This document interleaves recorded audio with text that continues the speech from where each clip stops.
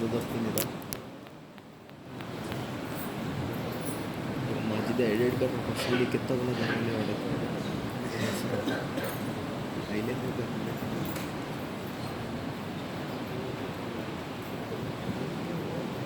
بسم اللہ الرحمن الرحیم الحمدللہ رب العالمین الصلاة والسلام علی سید الانبیاء والمرسلین سیدنا نبینا وحبیبنا وشفیعنا مولانا محمد وعلی آلہ وصحبہ اجمعین اعوذ باللہ من الشیطان الرجیم بسم اللہ الرحمن الرحیم ولا تأكلوا أموالكم بينكم بالباطل صدق اللہ العظیم. بزرگان محترم، بھائیوں اور دوستوں، انسان کو زندگی کے اندر دو چیزوں سے واسطہ پڑتا ہے کہ عبادات کا تعلق انسان کی اپنی ذات سے ہوتا ہے، اور دوسری چیز جو اس کا انسان سے واسطہ پڑتا ہے وہ ہے معاملات کا تعلق اپنی ذات کے ساتھ ساتھ دوسروں کے ساتھ ہوتا ہے. زیادہ تر معاملات کے اندر خرید و فروخت، کاروبار اور کاروبار کی جتنی شکلیں ہو سکتی ہیں، دکانوں کو، مکانوں کو، چیزوں کو کرائے پر دینا، لوگوں کو اپنے یہاں مزدوری پر رکھنا یا کسی کے یہاں جا کر نوکری کرنا، یہ سب معاملات کے اندر داخل ہے. معاملات کی صفائی اس قدر ضروری ہے، اگر اس کے اندر کوتاہی ہو جائے، جب تک صاحب معاملہ معاف نہیں کرتا، اللہ تبارک و تعالیٰ بھی اس کو معاف نہیں کرتا. عبادات کے اندر خدا نخواستہ کچھ کوتاہی ہو جائے، انسان اللہ سے معافی مانگ لے، اللہ کی ذات سے بڑی امید ہے کہ اللہ تعالیٰ اپنے رحم و کرم سے بندے کو بخش دے. لیکن معاملات کچھ ایسے ہوتے ہیں کہ اس کے اندر معافی اس صاحب معاملہ کے معاف کیے بغیر نہیں ہوتا. انسان کے پاس عبادتوں کا ڈھیر کیوں نہ ہو، لیکن معاملات کے اندر صفائی نہایت ضروری ہے. وَلَا تَأْكُلُوا أَمْوَالَكُمْ بَيْنَكُمْ بِالْبَاطِلِ، یہ قرآنی حکم ہے کہ تم آپس میں ایک دوسرے کا مال غلط طریقے سے مت ہڑپ کر لیا کرو، مت کھایا کرو. غلط طریقے سے کسی کے مال کو ہڑپ کرنا، کسی کے مال کو اپنے قبضے میں لے لینا، کسی کے ساتھ دھوکہ دہی کا معاملہ کرنا، یہ سب غلط طریقے سے مالوں کو اپنے گھر میں لانا ہے. چونکہ زیادہ تر معاملات خرید و فروخت کے ہوتے ہیں، خرید و فروخت کے تعلق سے قرآنی تعلیمات اس قدر واضح ہیں کہ جب بھی آدمی معاملہ کرے تو اس کو حکم دیا گیا کہ معاملہ کرنے کے بعد جن معاملات میں لکھنا ضروری ہے اس کو لکھ کر رکھا جائے. قرآن پاک کی سب سے لمبی جو آیت ہے وہ معاملات کے سلسلے میں اتاری گئی، اور اس میں معاملہ کرتے وقت آدمی کو حکم دیا گیا کہ آپس میں کوئی معاملہ آپ کر رہے ہیں، کسی کو قرضہ دے رہے ہیں، کسی سے قرضہ لے رہے ہیں، تو اس کو لکھ کر رکھنے کا حکم دیا گیا. لکھنا نہیں آتا تو لکھنے والے کے پاس جائیے، جن کو لکھنا آتا ہے ان کے پاس جا کر لکھنے کا حکم دیا گیا. کاروبار کے تعلق سے کچھ اصول بتلائے گئے، جن اصولوں میں بنیادی اصول یہ ہے کہ آدمی دھوکہ دہی سے اجتناب کرے. سامنے والے کو دھوکہ دینا یہ اسلام نے اس سے منع کیا. اللہ کے نبی صلی اللہ علیہ وسلم نے فرمایا من غشنا فلیس منا، جو ہمیں دھوکہ دیتا ہے اس کا ہم سے کوئی تعلق نہیں. تو دھوکہ دہی اور عموماً کاروبار کے اندر جو ہوتا ہے وہ دھوکہ دہی سب سے بنیادی طور پر ہوا کرتی ہے. آدمی مال کے تعلق سے مختلف طریقے سے لوگوں کو دھوکہ دیتا ہے. کبھی مال کی کوالٹی اچھی بتاتا ہے، حقیقت کے اعتبار سے وہ مال اچھا نہیں ہوتا. کبھی مال لوگوں کو جس قدر دینا چاہیے اس کے اندر کمی بیشی کرتا ہے. چنانچہ اس کے اندر کمی کرنے کے تعلق سے قرآن پاک نے فرمایا وَيْلٌ لِّلْمُطَفِّفِينَ، بربادی بتلائی گئی ان لوگوں کے لیے جو اس معاملے میں ناپ تول کے اندر کمی کرتے ہیں. ناپ تول صرف غلہ اور اس طرح کی چیزوں کو ناپنا ہی مراد نہیں. آدمی مختلف تجارتیں کر رہا ہے، ان تجارتوں کے اندر وہ ناپنے میں اور جو ہے چیزوں کو لوگوں کا حق پورا دینے میں اگر کمی کرتا ہے تو وہ ان کے ساتھ جو ہے معاملے کے اندر دھوکہ دہی کر رہا ہے. کاروبار کر رہا ہے، تجارت کر رہا ہے، تجارت کے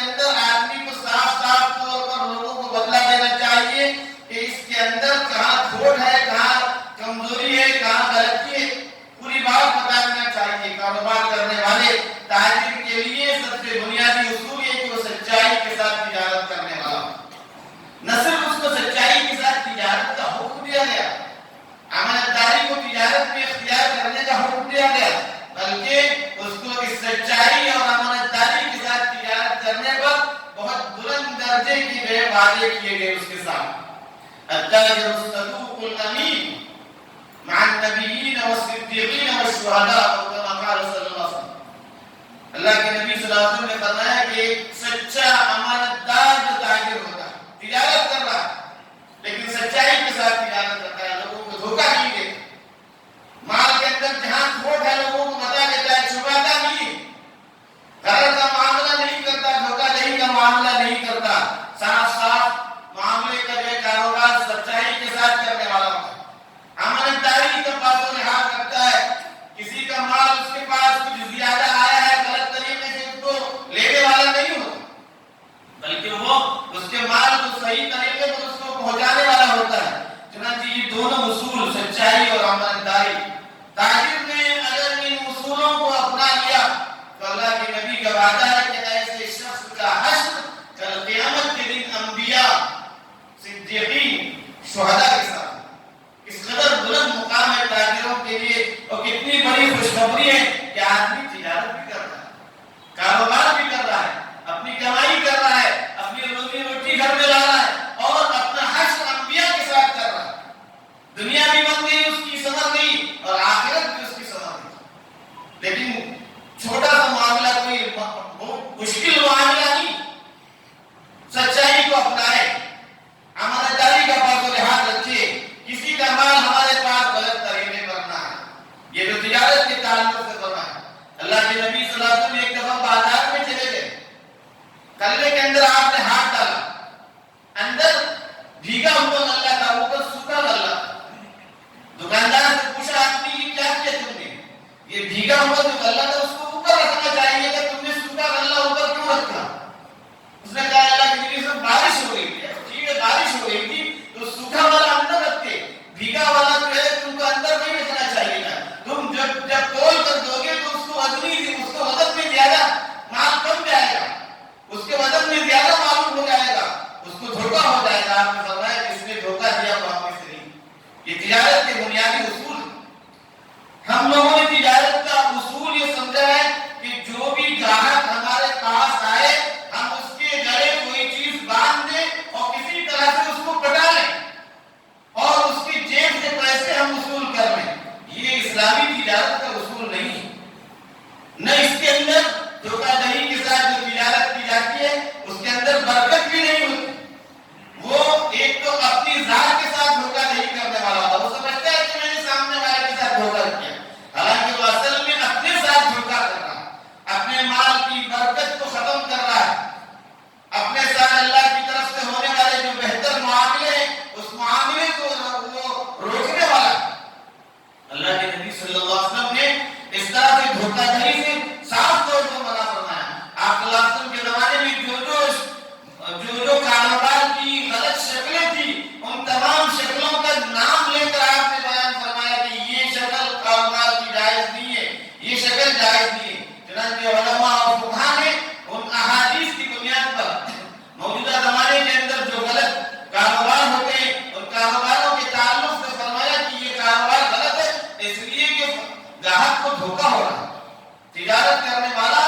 کاروباری آدمی سامنے والے کو دھوکہ دہی کے ساتھ معاملہ کر رہا ہے، سچائی کے ساتھ معاملہ نہیں کر رہا۔ تجارت کے ساتھ ساتھ معاملات کے اندر جب ہم آتے ہیں تو ہمیں یہ بھی دیکھنا چاہیے کہ ایک مزدور کو ہم نے اپنے گھر پر مزدوری کے لیے بلایا،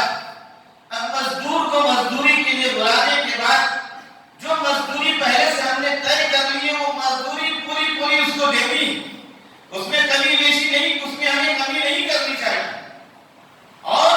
یہ بھی نہیں کہ اس کی مزدوری کو اپنے وقت پر دینے میں ہم تاخیر کریں۔ اللہ کے نبی صلی اللہ علیہ وسلم کی تعلیم یہ تھی کہ اس کا پسینہ سوکھنے سے پہلے مزدور کو اس کو اجرت دی جائے۔ ہم نے کام کروا لیا اور کام ہو گیا، اب وہ چکر کاٹ رہا ہے، گھر کا چکر کاٹ رہا ہے، دکان کا چکر کاٹ رہا ہے، اس کو مزدوری نہیں دے، اس کا محنتانہ اس کو نہیں دیا جا رہا، پورا مہینہ اپنے یہاں مزدوری کر رہا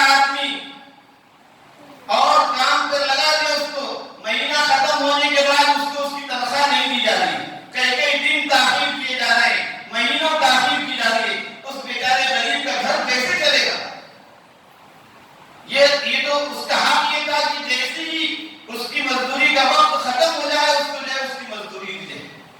اللہ کے نبی صلی اللہ علیہ وسلم نے ان کام کرنے والوں کو بھی ہدایت دی۔ جو ہم لوگ کسی کے یہاں کام کرنے جاتے ہیں، مزدوری کرنے جاتے ہیں، ان کو بھی چاہیے کہ وہ جتنے وقت کے لیے ان کو بلایا گیا اس پورے وقت کو امانت سمجھ کر کے وہاں گزارے۔ کام میں تاخیر کرنا شروع کر دے، 9 بجے کا وقت مقرر ہے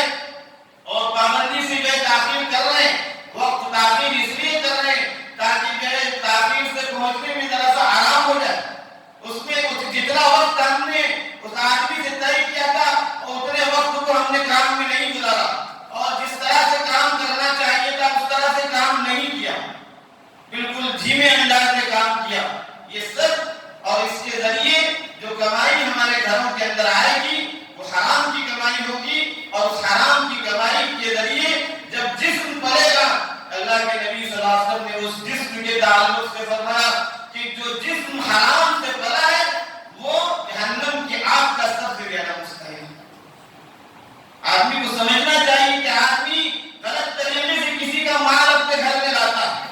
مزدوری کر کے لاتا ہے، مزدوروں کو گھر میں بلا کے لاتا ہے، تجارت کے ذریعے لاتا ہے، کسی اور معاملے سے لاتا ہے۔ ہر طریقے سے جو مال ہمارے گھر میں آئے گا غلط طریقے سے آئے گا، ناجائز طریقے سے آئے گا، حرام کا مال آئے گا، اور حرام کے مال کے ذریعے وہ ہمارا ایک تو دل کا سکون اللہ تبارک و تعالیٰ برباد کر دیں گے، ختم ہو جائے گا۔ قلبی سکون آدمی کو نہیں ہوگا، ہزاروں کمانے کے باوجود، لاکھوں کمانے کے باوجود اس کے اندر برکتیں نہیں ہوگی۔ لوگوں کے ساتھ معاملات کے اندر جب دو شریک ہیں، دو پارٹنر ہیں، پارٹنر کو اپنے شریک کا پورا پورا حق دینا چاہیے۔ اس کے حق کے اندر اس نے کبھی آگے پیچھے کر لیا اور اس کا تھوڑا بھی حق اس نے غلط طریقے سے لینے کی کوشش کی، سب سے پہلے اس کو جو نقصان ہوتا ہے حدیث میں آتا ہے الا محقت برکت بیعہما، اس کی بیع کی، اس کی تجارت کی جو برکت ہے اللہ تبارک و تعالیٰ اس کی تجارت کی برکت کو ختم کر دیتے ہیں، اور پھر اس کے بعد جو ہونے والے تباہی اور نقصانات ہیں وہ تو الگ ہے۔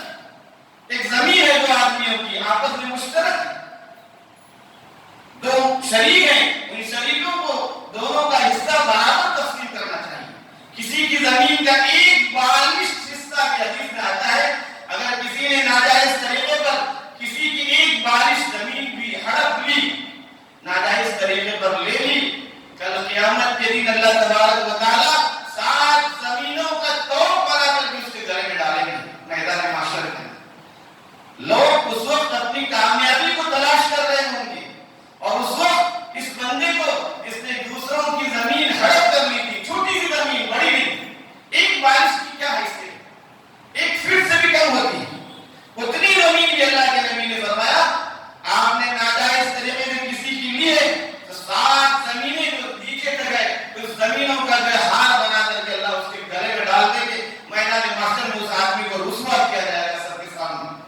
بزرگوں اور بھائیوں، معاملات کی صفائی نہایت ضروری ہے۔ معاملات کی صفائی کے سلسلے میں آدمی کو بالکل کوتاہی نہیں کرنی چاہیے۔ جس آدمی سے ہمارا معاملہ ہو اس سے مل کر معاملے کو نمٹایا جائے اور اس کے حقوق کو اس کو ادا کیے جائے۔ پہلے سے جو آپس میں شریک ہو، بعد میں شریک میں ہو، کسی اعتبار سے ہم دوسروں کے ساتھ معاملہ کر رہے ہیں، معاملات کے سلسلے میں بالکل ستھرا ہونا چاہیے، صاف معاملہ ہونا چاہیے۔ کسی کا ایک پیسہ بھی ہمارے گھر میں ناجائز طریقے سے آئے گا، غلط طریقے سے ہم لینے والے ہوں گے، کسی کو دھوکہ دے کر لینے والے ہوں گے، کسی کے ساتھ اس کو جو ہے غلط بتلا کر کے اس کا معاملہ ہم اس کے ساتھ لینے والے ہوں گے۔ یہ سب چیزیں ایسی ہوں گی جو ہمارے لیے اپنی تباہی کا جو ہے سبب بنے گی، دنیا کے اندر بھی اس کے لیے تباہی ہوگی، اس کے لیے مال کے اندر کوئی برکت نہیں ہوگی۔ مال آدمی کے بعد تھوڑا سا ہوتا ہے، اللہ اس میں برکت دیتے ہیں، بہت سے کام ہو جاتے ہیں۔ آدمی کے پاس لاکھوں کروڑوں ہوتے ہیں لیکن وہ اس کی ضرورت کو پورے کرنے والے نہیں ہوتے، اس لیے کہ اللہ تعالیٰ اس کی برکت کو چھین چکا ہوتا ہے اس کی غلط کاریوں کی وجہ سے۔ اس لیے ہمیں اس معاملے میں پوری توجہ دینی چاہیے۔ اسلام نے اس کی طرف پوری توجہ دی ہے۔ قرآن پاک کی سب سے لمبی آیت کی معاملات کے سلسلے میں تفصیل سے اس کے معاملات بتلائے گئے کہ معاملات کرو تو لکھ लिया करो,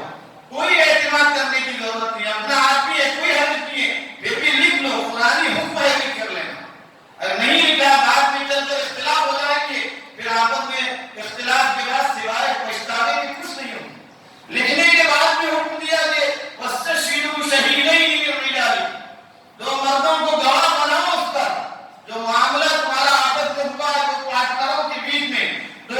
लोगों के बीच में, उसमें गवाह भी बनाओ। लिखने के बाद सिर्फ लिख कर रखना भी नहीं, तो गवाहों को बनाए। इस्लाम की तालीमात को हमने छोड़ दिया, फिर आपस में चलकर जब इख्तिलाफ होता है तो इन इख्तिलाफात को हल करने वालों को भी परेशानी होती है और आपस में इंतशार और झगड़े की नौबत पैदा हो जाती है, जिसकी वजह से बहुत सी बुराइयां जन्म लेती है। अल्लाह से दुआ है कि अल्लाह ताला हमें इन बातों की समझने की, हमें इन बातों को समझने की तौफीक अता फरमाए, अपने मामलात को दुरुस्त रखने